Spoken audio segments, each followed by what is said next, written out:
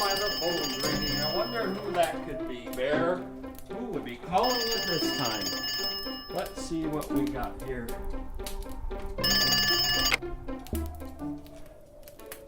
Hello? Hello? Can you hear me now? Oh, okay. Yeah, this is Santa. A letter? Oh, yeah, it's right here on my table. I see it. Oh, my goodness. Oh, they thought that? Oh, okay. I'll be sure to read that letter right now. I'd love to go bowling tomorrow. That sounds like fun. All right. You take care. Bye-bye. Somebody wrote a letter. Let's see here. Dear Santa, I saw the antlers on your wall, and I'm concerned because I didn't know that you hunted reindeer. Love, Billy Bob. Oh, Billy Bob, Santa would never hunt a reindeer or kill one. That would make me a bad Santa. No.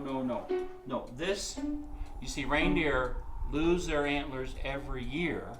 And this was one of Dancer's first antler. So I made a little sign here. So it says Dancer's first baby antler.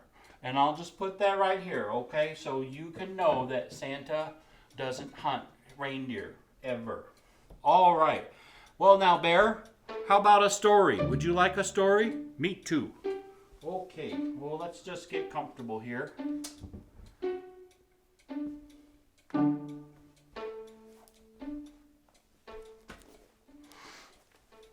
Well, tonight we'll read Chapter 2, The Flyaway Elf.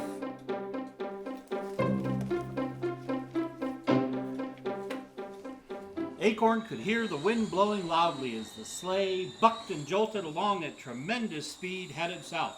Of course, any direction you fly away from the North Pole is south. That's why it's the North Pole.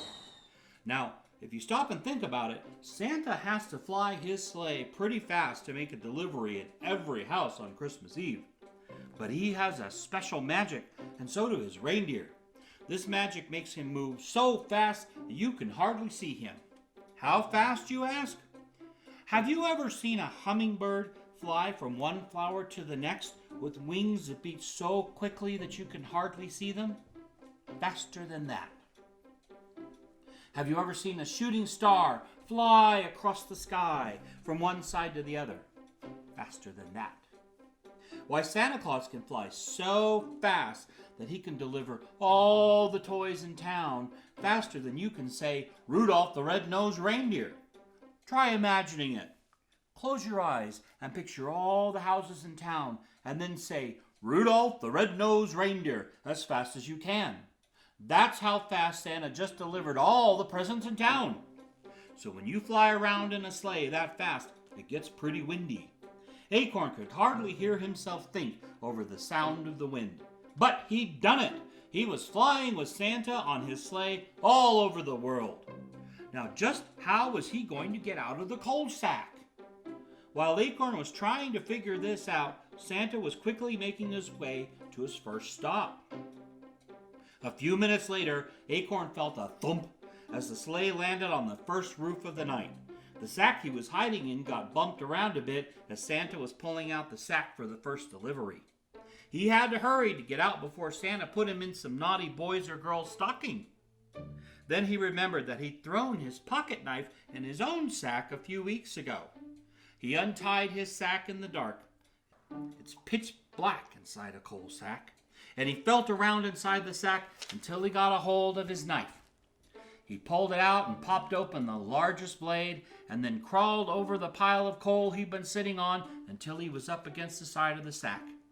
Acorn carefully poked his knife through the sack and started sawing through the side. As Acorn was cutting his way out of the sack, Santa came back and the sleigh took off with a loud whoosh. And before you know it, they landed on the next roof. And Santa was out of the sleigh again.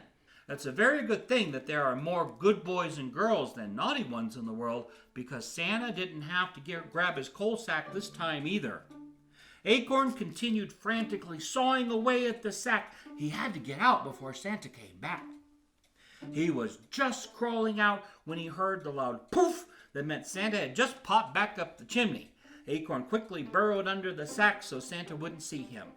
Santa hopped back on the sleigh and gave another quick whistle, and off they flew. The sound of the wind was even louder now that Acorn was out of the bag. He could just see the back of Santa's head as he peeked out from behind one of the presents in the back of the sleigh. The sleigh was a clutter of sacks and wrapped presents. Some toys only had a ribbon, while others were decked out with silver and gold paper and giant bows. If he tried hard, he could barely make out the jingling of the bells on the reindeer's harness as they flew along through the starry night. This sure beat painting dollhouses, he thought, as they landed and took off and landed again and again and again. Acorn lost count of how many times Santa stopped before he suddenly took the sleigh straight up into the sky. Huge clouds were lit up all silvery and snowy white against the dark sky. Santa suddenly banked the sleigh hard to the right, a lightning stab out of a cloud in front of them. Toys tilted and jumbled around in the back of the sleigh as they twisted and turned around in the wind. Suddenly the sleigh flipped over and they were flying upside down. Acorn grabbed quickly at a ribbon as he was tipped out of the sleigh. The poor little elf was hanging on for dear life as he was whipped around by the wind. "Santa, help!" he shouted at the top of his voice, but Acorn was just a tiny little fellow, and no matter how hard he tried, he couldn't get Santa to hear him over the wind. Acorn looked down and saw the ocean far below, between the clouds. If he dropped now, he'd really be in trouble. He didn't know how to swim. Let that be a lesson to you. You never know when you might need to know how to swim, so don't give Mom or Dad a fuss when they try to teach you. Santa was dodging clouds and lightning left and right as the sleigh raced through the storm. Acorn hadn't thought about Santa flying through storms. Oh, what had he been thinking, stowing away? Santa was right. He did blow out of the sleigh. Now he was a goner for sure.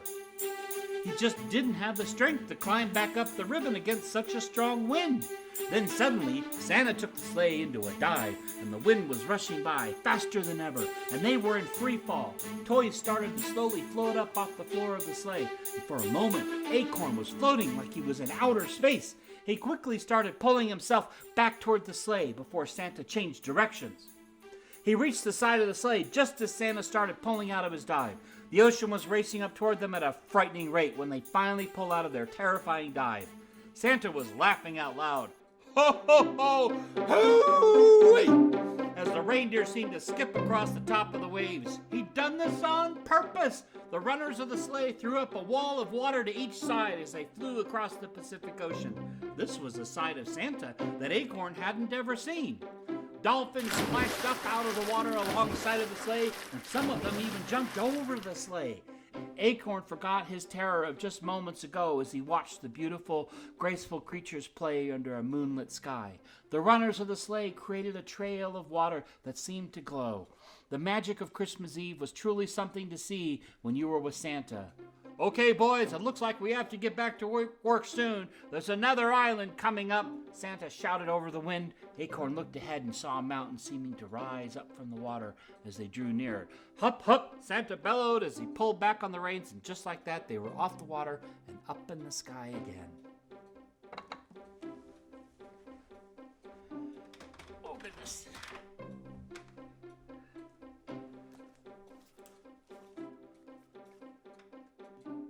Santa landed the sleigh on the first rooftop and grabbed a sack of toys and the coal sack. Oh boy, somebody must have been naughty. Acorn was glad he'd gotten out of the sack when he did. He might have ended up in a stocking on this island. While Santa was out of the sleigh, he found a new place to settle himself in where he could see but not be seen. Elves are pretty good at that. Why, you just might have an elf or two around your house keeping an eye on who is naughty and nice, and then reporting to Santa. Didn't you ever wonder how he does it? In the twinkling of an eye, Santa was back in the sleigh, and they were hopping to the next roof. Jump after jump, roof after roof, chimney after chimney. Santa went on and on through the night. Acorn was starting to feel pretty sleepy. How did Santa have so much energy? Acorn decided to crawl into a sack and cuddle up with a teddy bear. He was just too tired to stay awake. Maybe just a short nap was all he needed to keep going. Bump! Thump! Bump! Acorn was jolted awake and landed in a pile of presents under a Christmas tree. Before he knew what was happening, he saw Santa's boots disappear up the chimney. Oh, for goodness sake! He'd been delivered with the presents to somebody's house. He quickly scrambled up the chimney behind Santa, but he was too late. Just as he was crawling out, he heard Santa give a whistle, and the reindeer launched into the sky, leaving Acorn behind. He was stranded. Santa had left him behind.